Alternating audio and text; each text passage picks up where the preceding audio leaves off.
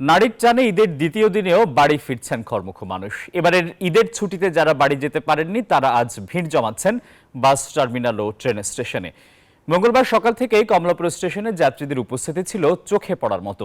জানান বিভিন্ন কারণে ঈদের আগে গ্রামের বাড়িতে যারা যেতে পারেননি, তাই ঈদের আনন্দ ভাগাভাগি করতে আজ রাজধানী ছাড়ছেন তারা।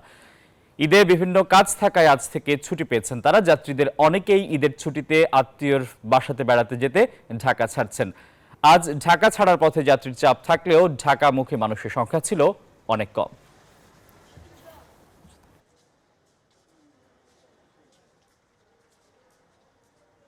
আনন্দ লাগতেছে, ঈদের পরে হলেও বাসায় যাইতে পারতেছি। তবে অবশ্যই ঈদের আগে যাইতে পারলে আনন্দটা বেশি লাগতো। আগে তো যাইতে পারি, আমরা ইমার্জেন্সিতে ডিউটি করি, মানে শিফটির বাই শিফটি। আমার পরের জন আসছে, পরে আমি আজকে যাবো আর কি। নারী টাইম তো বাড়ি ফিরতেই হয় ভাই, তো বাড়িতে না গেলে গিয়ে আত্মার শান্তি প্রশান্তি মিলে না, এই জন্য মূলত বাড়ি ফেরা আজকে। তো বাড়িতে যাওয়ার খুব একটা ইচ্ছে ছিল না, তারপরে বাড়ির টান এবং নারীর টান এবং আমাদের প্রকৃতির টানে আমরা বাড়িতে যেতেই হচ্ছে আর কি।